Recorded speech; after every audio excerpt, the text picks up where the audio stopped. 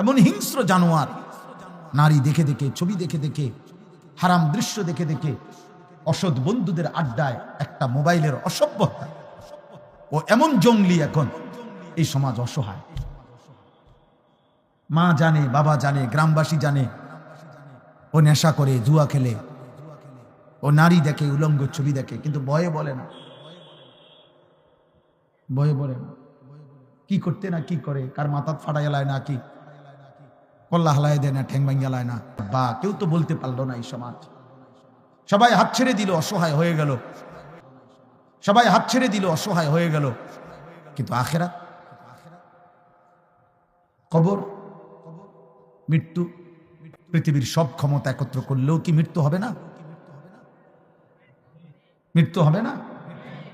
পৃথিবীর সব ক্ষমতার মালিক হলেও মৃত্যু হবে না? তো সেটা, ওটা থামাবো কিভাবে? আমরা আল্লাহকে থামাবো কিভাবে? আয়াহসাবু আল্লা ইয়াকদিরা আলাইহি আহাদ। আল্লাহ বলছে, আমার বান্দা কি ভেবেছে যে তার উপরে কারো কোনো শক্তি নাই? কি ভেবেছো বান্দা? অসংখ্য বান্দা। আল্লাহ যেন প্রশ্ন করছে, যুবক, এই যুবক, তুমি কি ভেবেছ আজ আর তোমার মা, বাবা, স্বজন, দেশ, পাড়া, মহল্লা তোমার এই পরিমাণ অসভ্যতা, নোংরামি, অশ্লীলতা, রাত জেগে উলঙ্গ ছবি দেখা, মদ, জুয়া, এই লিপ্ত থাকার পরেও কেউ তোমার উপরে কোনো ক্ষমতা রাখছে না, কেউ সাহস করতে পারতেছে না, কেউ হিম্মত করছে না, কেউ তোমারে ফিরাইবার মতো এই পরিমাণ বুকে সাহস কারো নাই? তা আল্লাহ বলে, নাফরমান, তাহলে কি এই ভেবেছ আর কেউ নাই? আর কেউ নাই?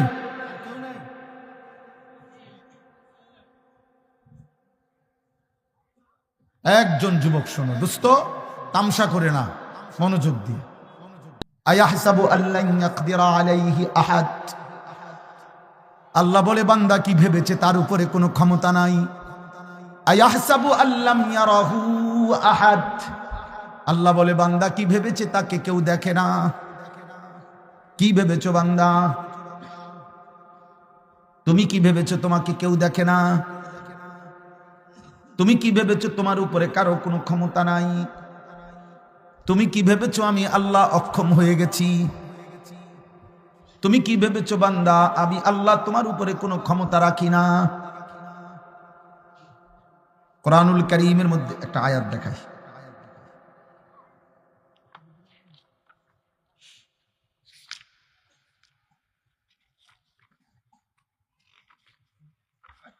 এই আমি শুনাই, আপনারা দেখেন। কোরআনুল কারীমের মধ্যে আছে সূরা ফাতির 22 নম্বর পারা, 25 নম্বর সূরা, 35 নম্বর সূরা। আল্লাহ তাআলা বলেন, ওয়ালাউ ইউআখিদুল্লাহুন নাসা বিমা কাসাবু। যদি আল্লাহ প্রতিদিন প্রত্যেক বান্দার নাফরমানির কারণে তৎনগদ ধরতেন, যে আজকের বিচার আজকেই করব, এখনকার বিচার আমি এখনই করব, তো মা তারাকা আলা যাহরিহা মিন দাব্বা। তাহলে আল্লাহর এই জমিনে নাফরমানি করে পরবর্তী সেকেন্ড আল্লাহর একটি সৃষ্টি ঘাড় সোজা করে আর জমিনে চলতে পারত না। একটা মিথ্যা বলার পরে, একবার ভিন নারীর দিকে নজর দেওয়ার পরে ফেরেশতা যদি ঘাড় চাইয়া একটা টানা চটকনা মারে, তো আল্লাহ বলে, নাফরমান, আর কোনোদিন তোর ঘাড় সোজা হবে না। এই যে কোরআন শরীফের আয়াত। আমি চাইলে পারতাম, আল্লাহ বলেন, আমি চাইলে পারতাম বান্দা, আমি চাইলে পারতাম। ওয়ালাকিন ইউআখিরুহুম ইলা আজালিন মুসাম্মা। কিন্তু আমি কেন করছি না? আল্লাহ বলেন, বরং আমি আল্লাহই ইচ্ছা করে একটি নির্দিষ্ট বিচারের দিন, হাসরের মাঠ, আমি আল্লাহ অপেক্ষা করছি, পিছায় রাখছি, নির্ধারণ করে রাখছি, সেদিন আমি বিচার করব। এই উদ্দেশ্যে আমি আল্লাহ আজকের দুনিয়া ছেড়ে দিলাম। অক্ষমতার কারণে না, সুনির্দিষ্ট পরিকল্পনার কারণে, আমার সিদ্ধান্তের কারণে। আমার এটা সিদ্ধান্ত, ইন্না ইয়াউমাল ফাসলি কানা মিকাতা। আল্লাহ বলেন, পার্থক্যের একটি নির্দিষ্ট দিন আমি ঠিক করে রেখেছি। বাল্লাহুম মাওঈদ। আল্লাহ বলেন, আমার বান্দাদের বিচারের জন্য আমি ওয়াদা করে রাখছি নির্ধারিত দিন।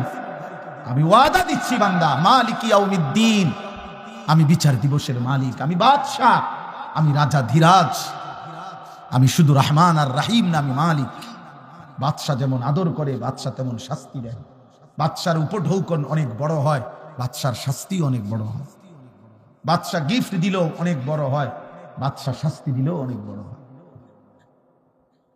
বাদশাহ কাউকে 10 টাকা দেয় না, অতএব বাদশার শাস্তিও একটা থাপ্পড় না। বাদশার পুরস্কার যেমন অনেক বড়, বাদশার শাস্তিও অনেক বড়, অনেক বড়। এই জন্য শুনাইলাম দোস্ত আমার, বন্ধু আমার, প্রিয় ভাই, প্রিয় বাবা, বয়স্ক হই, নওজোয়ান হই, পর্দার আড়ালের মা বোন, সবাই মিলে আল্লাহ তাআলা আমাদেরকে মনে করাইছেন, বান্দা আজ কিংবা কাল সুনির্দিষ্ট দায়িত্বশীল আমি আল্লাহ তাআলা নির্ধারণ করে রেখেছি, তোমাদের প্রত্যেকের মৃত্যু ঘটাবে। সে আসবেই, তুমি জানো বা না জানো। প্রস্তুত থাকো আর অপ্রস্তুত থাকো, জেগে থাকো আর ঘুমিয়ে থাকো, সুস্থ থাকো আর অসুস্থ থাকো, রাতে থাকো আর দিনে থাকো, একাকী থাকো আর সবার মাঝে থাকো, ক্ষমতার মস্তদে থাকো আর দারিদ্রের কুড়ে ঘরে থাকো, আমি একজন নির্ধারিত দায়িত্ব রাখছি, ওই এসে তোমার মৃত্যু ঘটায়া রূহটা নিয়ে যাও। এই কথাটা আমি 4টা আয়াত পড়ছি কোরআনুল কারীমের 21 নম্বর পারা 32 নম্বর সূরা, সূরায়ে সাজদা সূরাটার নাম। এই সূরার 11, 12, 13, 14 এই 4টা আয়াত আমি পড়ছি। এখন শুধু আপনার করে সংক্ষিপ্ত একটু কথা তর্জমা শোনাব। তো 21 নম্বর পারা 32 নম্বর সূরা, সূরায়ে সাজদা, এই সূরাটার নাম। এই যে আমরা যে সেজদা দেই, আমরা সেজদা দেই রে, এই সেজদা, এই সূরার নামই সেজদা। সেজদা রাসূলুল্লাহ সাল্লাল্লাহু আলাইহি ওয়াসাল্লাম প্রত্যেক জুমার দিন ফজরের নামাজে এই সূরাটি পড়তেন। প্রথম রাকাত রাসূলুল্লাহ সাল্লাল্লাহু আলাইহি সাল্লামের একটা মাসনুন আমল, সুন্নাত আমল, যে নবীজি সাল্লাল্লাহু আলাইহি সাল্লাম অধিকাংশই ফজরের নামাজে শুক্রবার দিন এই সূরা পড়তেন। অনেক বরকতপূর্ণ সূরা। তো এই সূরার এই 4টা আয়াতে আল্লাহ তাআলা বলেন, সবাই মনোযোগ দিয়ে শুনো, যুবক ভাই তোমরাও শোনো, আব্বা কিশোর ভাই তোমরাও শোনো, প্রত্যেকে নিজের জন্য আলাদাভাবে দেখেন আল্লাহ কি বলে। আল্লাহ তাআলা বলতেছেন, কুল, হে নবী আপনি বলুন, আপনি আমার বান্দাদেরকে শুনান, আপনার উম্মতকে শুনান, ওরা আমারও বান্দা আপনারও উম্মত। তো আপনি বললে দুইটাই হয়ে যাবে, আমার বান্দারও আপনার দিয়া বলাইলাম, আবার আপনার উম্মত আপনি বললেন, তাইলে একসাথে দুটোটাই আদায় হয়ে যাবে। আমার বান্দা আপনার উম্মত, আপনি বলেন, আপনি বলেন ইয়াতাওয়াফাকুম মালাকুল মাউত। এই যে মালাকুল মাউত, আমরা যে বলি মালাকুল মাউত মানে আজরাইল, এই আল্লাহ শব্দটা হুবহু ব্যবহার করছে। ইয়াতাওয়াফাকুম মালাকুল মাউত, তোমাদের সকলকে মৃত্যু ঘটাবে, মৃত্যু ঘটাবে মালাকুল মাউত আজরাইল।